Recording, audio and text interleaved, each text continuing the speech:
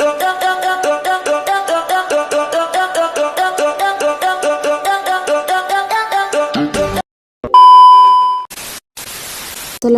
warahmatullahi wabarakatuh. Di sini saya dan teman-teman saya akan menjelaskan tentang kesantunan berbahasa. Bagian maksim kesantunan Leaks, yang dimana maksim di sini merupakan kaidah kebahasaan di dalam interaksi lingual. Kaidah-kaidah yang mengatur tindakannya, penggunaan bahasanya, dan interpretasi-interpretasinya terhadap tindakan dan ucapan lawan tutur. Dan di sini juga maksim kesantunan Leaks dibagi menjadi beberapa bagian. Yang pertama di sini yaitu maksim kebijaksanaan, yang kedua maksim kedermawanan, dan yang ketiga maksim penghargaan, keempat maksim kesederhanaan, kelima maksim kecocokan, dan yang terakhir di sini yaitu maksim kesimpatian. Selanjutnya di sini kami akan menjelaskan bagian-bagian beserta contohnya. Assalamualaikum warahmatullahi wabarakatuh. Perkenalkan, nama saya Siti Tija. Saya selaku pemateri pertama dari kelompok 9 yang membahas tentang bab 7 prinsip kesantunan berbahasa. Pada bagian A, maksim kesantunan Leaks. Maksim kesantunan Leaks ada 6. Yang pertama ada maksim kebijaksanaan. Definisi dari maksim kebijaksanaan adalah bagaimana peserta tutur dapat menekankan pentingnya saling mengurangi keuntungan diri sendiri dan memaksimalkan keuntungan pihak lain. Tujuannya adalah menciptakan suasana percakapan yang sopan, harmonis, dan saling menghargai.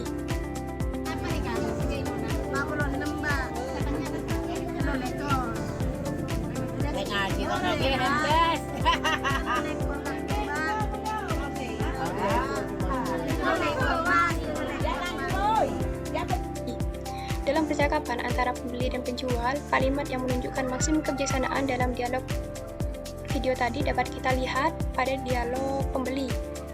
Kenapa? Karena yang pertama, pembeli itu mengurangi keuntungan diri sendiri, yaitu dengan cara tidak menawarkan harga terlalu rendah yang dapat merugikan penjual. Yang kedua, pembeli itu memaksimalkan keuntungan penjual dengan bersedia membayar harga yang sesuai dengan apa yang diinginkan menjual.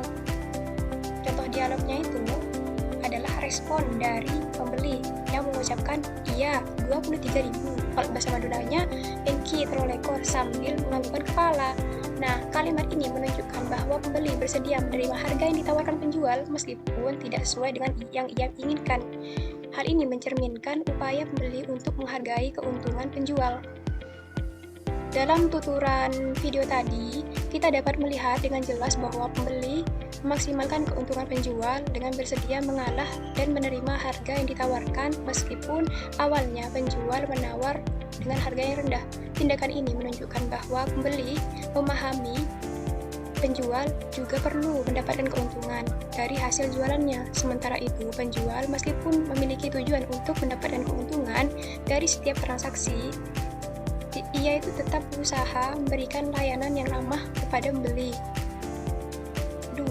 Maksim kedermawanan. Definisi dari maksim kedermawanan di sini adalah bagaimana peserta pertuturan diharapkan dapat menghormati orang lain, dan penghormatan terhadap orang lain akan terjadi apabila orang tersebut dapat mengurangi keuntungan diri sendiri dan memaksimalkan keuntungan pihak lain. Mungkin itu saja dari saya. Saya serahkan kepada materi selanjutnya. Di sini saya akan menjelaskan tentang maksim penghargaan, yang dimana maksim penghargaan adalah cara berbicara sopan dengan menunjukkan penghargaan dan pujian kepada orang lain. Dengan maksim ini diharapkan agar para peserta tutur tidak saling mengejek, saling mencaci, atau saling merendahkan pihak orang lain. Seperti contoh berikut. Pembeli, wah sayurnya segar sekali bu, berapa harganya 1 kilo? Penjual menjawab 15.000 nak, dan pembeli menjawab bagus sekali sayurnya, saya ambil setengah kilo ya bu. Maka dalam percakapan di pasar tadi, maksim penghargaan terlihat ketika pembeli memuji barang atau penjualnya. Penjual menjawab dengan sopan dan menghargai pembeli meski menolak tawaran. Maka komunikasi ini seperti ini membuat suasana jual beli terasa ramah dan sopan. Baik, Assalamualaikum warahmatullahi wabarakatuh. Perkenalkan, nama saya Linda Savitri. Di sini saya dari kelompok 9 akan menjelaskan mengenai maksim kesederhanaan dan maksim kecocokan. Jadi, maksim kesederhanaan adalah suatu prinsip untuk merendahkan diri sendiri dan meninggikan orang lain. Dalam artian, kita sebagai penutur sepantasnya untuk merendahkan diri untuk menghargai mitra tutur. Semisal dalam satu contoh kalimat, aku pintar sekali hingga banyak orang yang membutuhkanku. Nah, itu kan kalimatnya tidak masuk pada kesantunan berbahasa.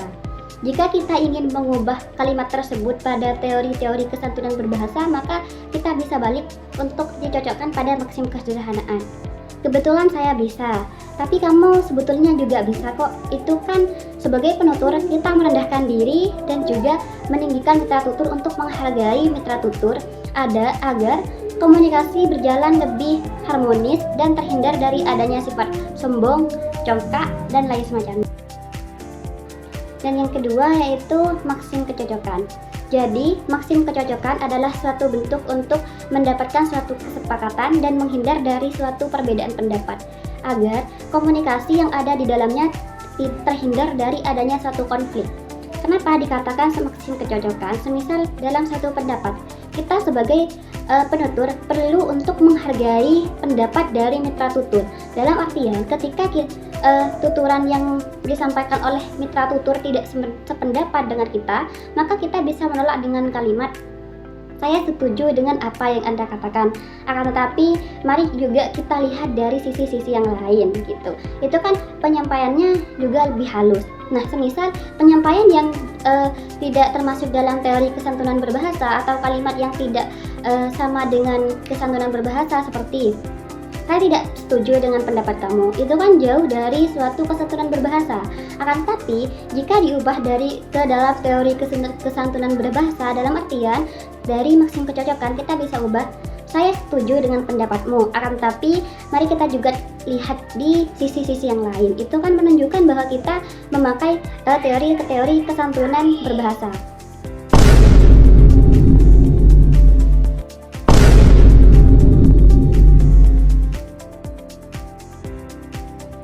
Baik, di sini saya akan melanjutkan poin 6, yaitu maksim simpati.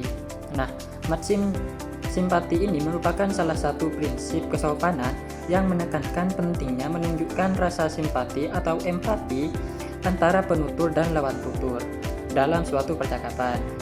Jadi, dalam maksim simpati ini, peserta tutur diharapkan mampu memaksimalkan sikap simpati terhadap pihak lain atau yang diajak bicara. Jadi, baik ketika lawan tutur sedang mengalami kebahagiaan maupun kesedihan. Jadi, maksim ini berfungsi untuk menjaga hubungan sosial agar tetap harmonis, mempererat ikatan emosional, serta menciptakan suasana komunikasi yang saling menghargai dan penuh kepedulian. Jadi, secara pragmatik, teori maksim simpati ini biasanya diwujudkan melalui tuturan asertif dan ekspresif, yaitu tuturan yang mengekspresikan perasaan penutur atau menunjukkan dukungan terhadap lawan tutur. Jadi, dalam situasi ketika lawan tutur mengalami kebahagiaan atau kesuksesan, maka penutur sebaiknya memberikan ucapan selamat atau pujian sebagai bentuk apresiasi. Contohnya, mengatakan selamat ya, semoga sukses selalu. Jadi sebaliknya juga, apabila lawan tutur sedang mengalami kesusahan atau musibah, penutur seharusnya menunjukkan rasa empati dengan menyampaikan ucapan bela sungkawa. Contohnya, turut berduka cita, jangan menyerah, kamu pasti bisa bangkit lagi. Terus tujuan utama dari maksim simpati ini adalah untuk menumbuhkan rasa saling menghormati dan memperkuat hubungan antar penutur agar tercipta interaksi yang baik dan menyenangkan. Jadi dalam prakteknya, teori maksim simpati ini menunjukkan bahwa komunikasi bukan hanya sekedar menyampaikan informasi, tetapi juga menyampaikan perasaan dan perhatian kepada orang lain. Mungkin hanya itu yang dapat saya paparkan. Kurang lebihnya mohon maaf. Wabillahi taufiq wal hidayah. Assalamualaikum warahmatullahi wabarakatuh.